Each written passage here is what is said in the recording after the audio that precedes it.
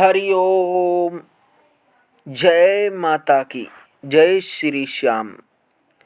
दर्शकों, आज बताएंगे कि मार्गशीर्ष मास में श्री पंचमी व्रत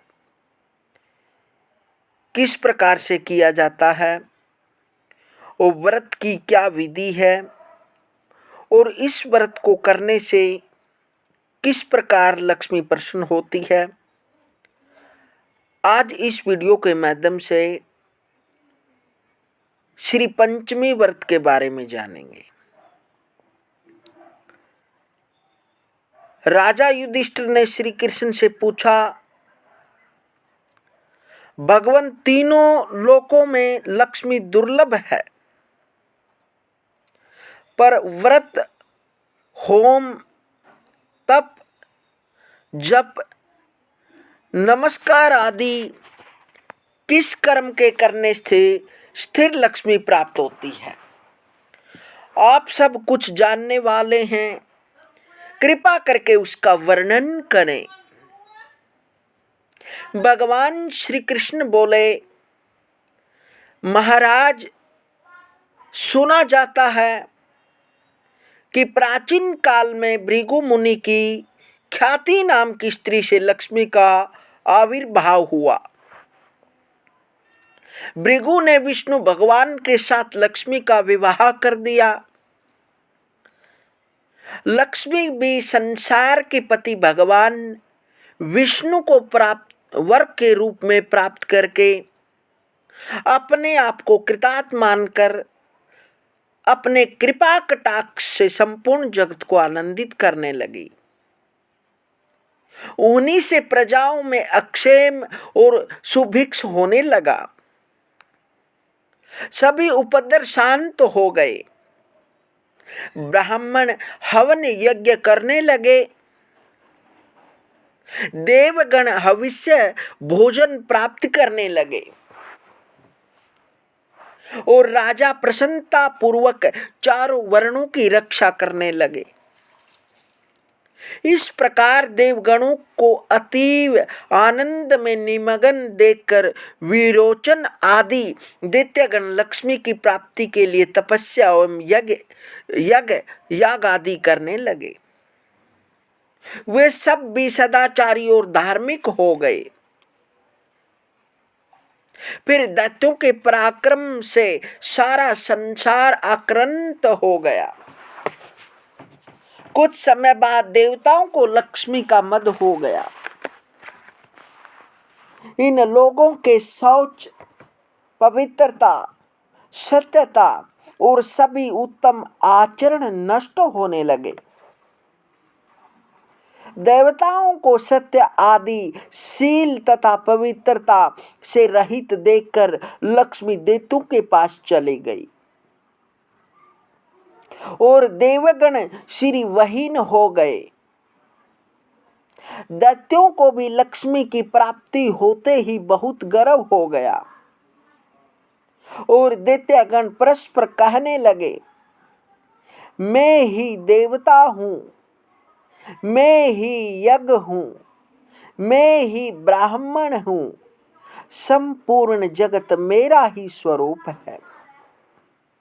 ब्रह्मा, विष्णु, इंद्र आदि सब मैं ही हूं। इस प्रकार अतिशय अहंकार युक्त हो वे अनेक प्रकार का नृत्य करने लगे। अहंकार मति दैत्यों की भी यह दशा देखकर व्याकुल हो वह भृगु कन्या भगवती लक्ष्मी अक्षीर सागर में प्रविष्ट हो गई। अक्षीर सागर में लक्ष्मी के प्रवेश करने से तीनों लोग श्रीवहीन होकर अत्यंत निस्तेज से हो गए। देवराज इंद्र ने अपने गुरु बृहस्पति से पूछा, महाराज, कोई ऐसा व्रत बताएं जिसका अनुष्ठान करने से पुनः स्थिर लक्ष्मी की प्राप्ति हो जाए। देव गुरु बृहस्पति बोले, देवेंद्र, मैं इस संबंध में आपको अत्यंत गोपनीय श्री पंचम व्रत का विधान बतलाता हूं। इसके करने से आपका अभिष्ट सिद्ध होगा।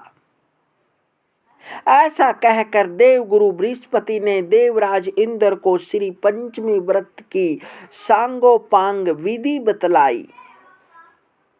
तद अनुसार इंद्र ने उसका विधिवत आचरण किया। इंद्र को व्रत करते देखकर विष्णु आदि सभी देवता, दैत्य, दानव, गंधर्व, यक्ष, राक्षस, सिद्ध, विद्याधर, नाग, ब्राह्मण, ऋषिगण तथा राजागण भी यह व्रत करने लगे। कुछ काल के अनंतर व्रत समाप्त कर उत्तम बल और तेज पाकर सबने विचार किया कि समुद्र को मत कर लक्ष्मी और अमृत को ग्रहण करना चाहिए। यह विचार कर देवता और असुर मंदराचल पर्वत को मदानी और वासुकी नाग की रस्सी बनाकर समुद्र मंथन करने लगे। फलस्वरूप सर्वप्रथम शीतल किरणों वाले अति उज्जवल चंद्रमा प्रकट हुए। फिर देवी लक्ष्मी का प्रादुर्भाव हुआ।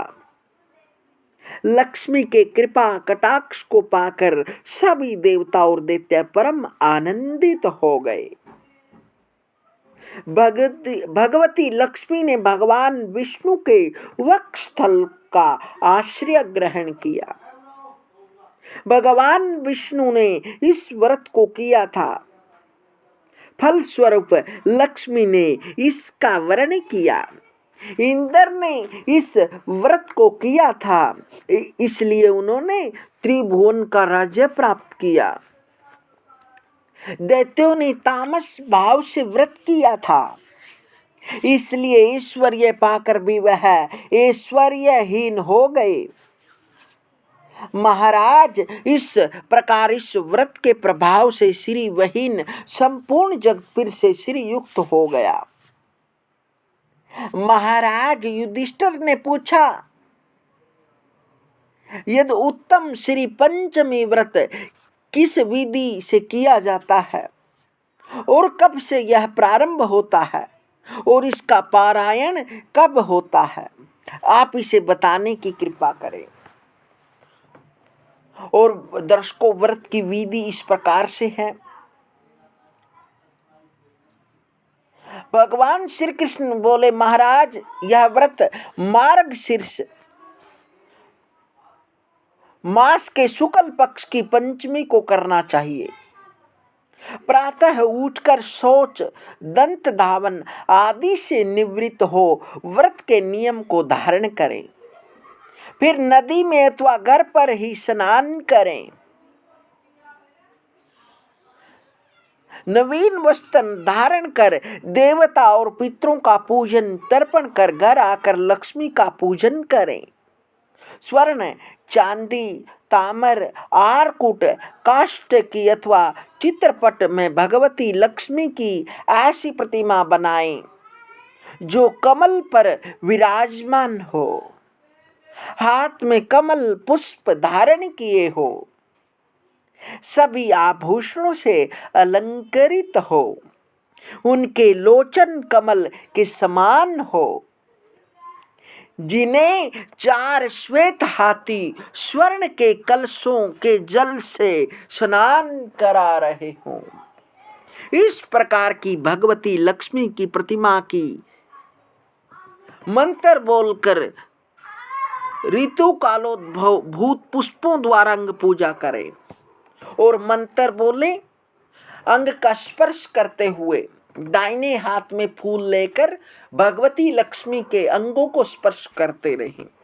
ओम चपलायै नमः पादौ पूजयामि, ओम चंचलायै नमः, ओम जानुनी पूजयामि, ओम कमलवासिन्यै नमः कटिं पूजयामि, ओम खात्यै नमः नाभिं पूजयामि, ओम मन्मथवासिन्यै नमः सतनौ पूजयामि, ओम ललितायै नमः भुजद्वयं पूजयामि, ओम उत्कंठितायै नमः कंठं पूजयामि, ओम माधव्यै नमः मुखमंडलं पूजयामि।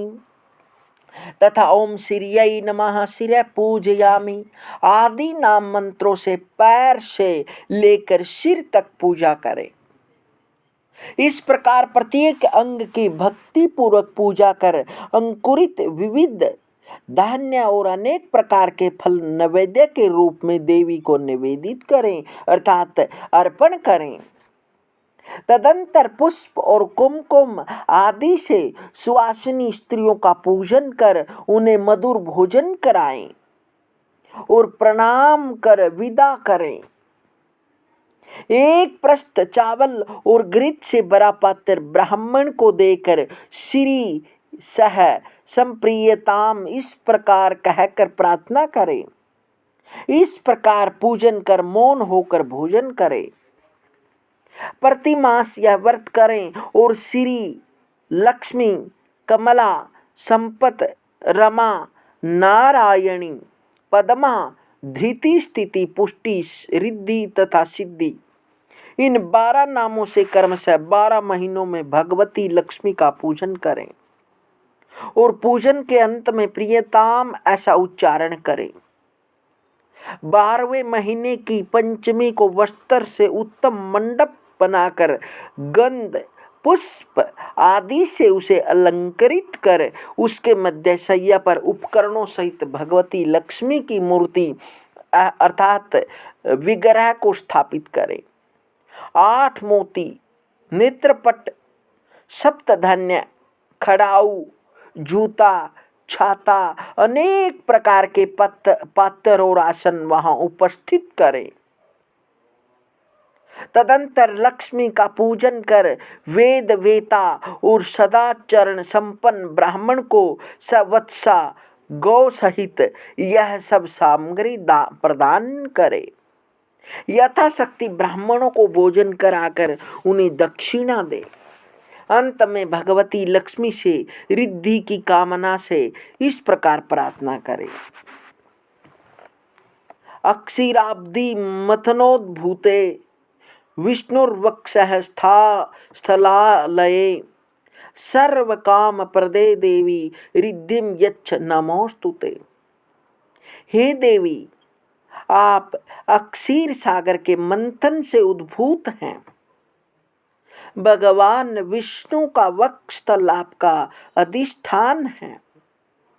आप सभी कामनाओं को प्रदान करने वाली हैं। अतः मुझे भी आप रिद्धि प्रदान करें। आपको नमस्कार है। जो इस विधि से श्री पंचमी का व्रत करता है वह अपने 21 कुलों के साथ लक्ष्मी लोक में निवास करता है। जो सौभाग्यवती स्त्रियां इस व्रत को करती है वह सौभाग्य रूप संतान और धन से संपन्न हो जाती है तथा पति को अत्यंत प्रिय होती है। उनके नाम इस प्रकार है: लक्ष्मी, श्री, कमला, विद्या, माता, विष्णु प्रिया, सती, पद्मालया, पद्महस्ता, पद्माक्षी, पद्म सुंदरी, भूतेश्वरी, नित्या, सत्या, सर्वगता, शुभा, विष्णु पत्नी, महादेवी, अक्षीरोदतनया, अक्षीर सागर की कन्या, रमा, अनंत लोक नाभि, अंत लोकों की उत्पत्ति का केंद्र स्थान, भू, लीला, सर्व सुख प्रदाम, रुक्मिणी, सर्व वेदवती, सरस्वती, गौरी, शांति, स्वाहा, स्वधा, रति, नारायण, वरारोहा, श्री विष्णु की सुंदरी पत्नी तथा विष्णु नित्यानुपायिनी, सदा विष्णु के समीप रहने वाली। जो प्रातः काल उठकर इन संपूर्ण नामों का पाठ करता है उसे बहुत बड़ी संपत्ति तथा विशुद्ध धन धान्य की प्राप्ति होती है। हिरण्यवर्णः हरिणीं सुवर्ण रजत स्त्रजाम चंद्राम हिरण्यमहीं लक्ष्मीं विष्णुर पगामिनी में गंद्वाराम दुरादर्शाम नित्य पुष्टाम करीषणीम में ईश्वरीम सर्वभूतानां तामी हो पवेश्रियम। जिनके श्री अंगों का रंग स्वर्ण के समान सुंदर एवं गौर है, जो सोने चांदी के हारों से सुशोभित और सबको आनंदित करने वाली है, भगवान श्री विष्णु से जिनका कभी वियोग नहीं होता, जो स्वर्णमयी कांति धारण करती है, उत्तम लक्षणों से विभूषित होने के कारण जिनका नाम लक्ष्मी है, जो सब प्रकार की सुगंधों का द्वार है, जिनको प्राप्त करना कठिन है, जो सदा सब अंगों से पुष्ट रहती हैं, गाय के सूखे गोबर से जिनका निवास है, तथा जो समस्त प्राणियों की अधीश्वरी है, उन भगवती श्री देवी का मैं यहाँ आह्वान करता हूँ। इस प्रकार से प्रार्थना करके लक्ष्मी की पूजा करें और श्री सूक्त का पाठ करें और गौ के कंडों से अग्नि प्रज्वलित करके गौ के शुद्ध घी से पुरुष सूक्त या हिरण्यवर्णा हरिणीम आदि मंत्रों के द्वारा, श्री सूक्त के मंत्रों के द्वारा घी से हवन करें। अवश्य ही लक्ष्मी माँ आप पर प्रसन्न होगी, आपकी सभी मनोकामना पूर्ण होगी। इस प्रकार से इस व्रत को करें। हरि ओम हरि ओम।